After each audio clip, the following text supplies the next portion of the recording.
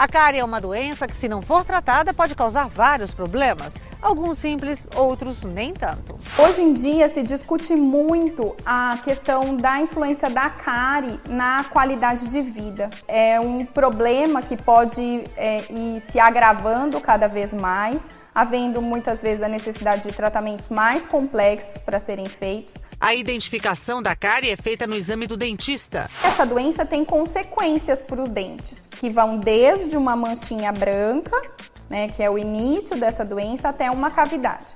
Quando chega nesse nível de cavidade, a gente precisa devolver forma, devolver função para o dente que foi acometido pela doença. A recuperação da forma e da função do dente, normalmente, se faz com a utilização de brocas, que a gente conhece como motorzinho. A restauração resolve esse problema, e evita que a cárie progrida. Ela tem que vir sempre associada com um controle dos fatores causais da doença, que seria dieta e higiene principalmente. Então, de nada adianta a gente restaurar o dente sem trabalhar com esses fatores, que a gente vai ter novas lesões de cárie aparecendo às vezes em outros dentes e ao redor da própria restauração. Quanto maior e mais profunda a cárie, cresce o risco de atingir o canal do dente. O canal é o nervo que alimenta o dente, que dá a sensibilidade do dente, que irriga, nutre o dente. A pessoa tem uma cárie profunda, começa a doer, e aí onde começa a inflamar esse nervo, aí precisa se tratar o canal. Às vezes você precisa de uma prótese ou a restauração do dente, que é feita uma sessão após o tratamento de canal. Você tem que ensinar o paciente a escovar e passar fio dental. A maneira correta de usar a escova é você sempre lembrar que a escova, cerdas macias, sempre cerdas macias, e elas têm que encostar na gengiva. Você tem que sentir as cerdas massageando a gengiva. Passar, além da superfície do dente, da parte branca, também na gengiva. Isso tem que acontecer com a escova. E o fio dental, além de entrar entre os dentes, tem que tentar abraçar e usar como se fosse um engraxate com uma flanela. Você esfregar o fio dental na superfície do dente. Para limpar entre os dentes, tem que usar o fio dental. O enxaguatório, ele é bom também na preservação da saúde. Então, aquele paciente que usa fio dental bem utilizado, escova bem utilizada, pode e deve usar um enxaguatório para ajudar a manutenção dessa saúde. A falha na escovação e na utilização do fio dental torna a cárie o menor dos problemas. A gente vai ter uma gengivite localizada naquela região em que não houve a limpeza pelo fio dental. A gengivite nada mais é do que a inflamação da gengiva, que é o tecido de revestimento ao redor dos dentes. Essa inflamação ela pode acontecer em função do tártaro, ou em função da própria placa bacteriana que não é removida. A partir do momento em que elas ficam num volume muito grande, elas causam uma inflamação local que causam o sangramento. E 90% da população tem algum ponto de sangramento em algum momento da vida. Então, a gente considera que a gengivite é altamente prevalente. Existem sangramentos eventuais e os persistentes.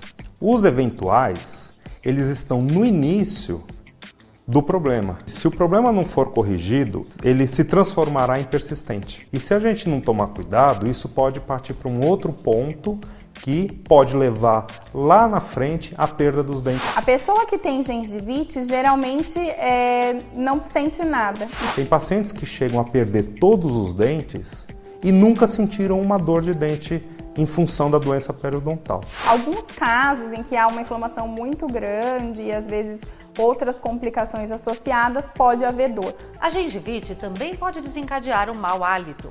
A partir do momento em que essas bactérias estão em excesso, as bactérias elas morrem, elas têm um produto de degradação que tem um cheiro ruim. Essa placa bacteriana, conforme ela vai ficando no dente, não sendo removida, ela passa a ser um problema. E muitas vezes, nesse meio de tempo, ela pode ir sofrendo uma calcificação, que acontece em função de minerais que tem na nossa própria saliva. Então, se essa placa não é removida e sofre essa calcificação, ela vira o tártaro, que a gente também conhece como cálculo. Esse paciente, além da inflamação na gengiva, ele começa a perder o osso que segura os dentes na boca. Se isso progride, vai chegar num ponto que ele perdeu tanto o osso que esses dentes começam a ficar com mobilidade. Podem chegar até a perda de um dente. A prótese fixa e ponte são indicadas quando a gente perde um ou mais dentes. Mas hoje em dia, com o invento do implante, eu não uso mais prótese fixa e nem próteses removíveis. Eu falo, isso aí é um tratamento do século passado. O implante ele fica preso no osso. É um pino de titânio que é colocado no osso e esse pino geralmente fica para sempre. Se a pessoa tiver má oclusão, má higiene, ela também vai perder o implante com perde de dente. Mas o índice de sucesso dos implantes é 98%. Existe na literatura implantes colocados há 45 anos atrás que continuam intactos. Na periodontite, a doença da gengiva, a infecção causada pelas bactérias que formam a placa e o tártaro pode trazer consequências além da boca. Essa infecção generalizada, ela causa repercussão à distância. Como, por exemplo, o paciente diabético, ele tem um problema na absorção da insulina. O processo inflamatório causado pelo problema periodontal dificulta o controle glicêmico desse paciente. Se a gente pegar um paciente que tem doença periodontal e ele tem um determinado controle glicêmico, se a gente faz o tratamento, ou seja, elimina o processo inflamatório da boca, facilita o controle glicêmico. Logo, melhora o estado de diabetes dele. Pessoas que fumam, elas têm uma tendência de diminuição da circulação vascular periférica, né, da gengiva, por exemplo. Elas acabam tendo menos vascularização, a gente tem menos defesa, que as células de defesa vão junto com o sangue.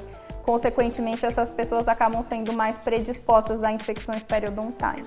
Uma vez a gengivite instalada, existem medicamentos outros que podem favorecer ou a doença pode progredir mais rapidamente. Alguns medicamentos para pacientes hipertensos, eles têm como efeito colateral menor, mas existe em relação aos tecidos gengivais, a gengiva, deixando uma gengivite mais exuberante, ou seja, mais sangramento e pode evoluir mais rápido para uma periodontite. As grávidas têm um aumento hormonal que vai fazer com que o tecido gengival fique mais permeável.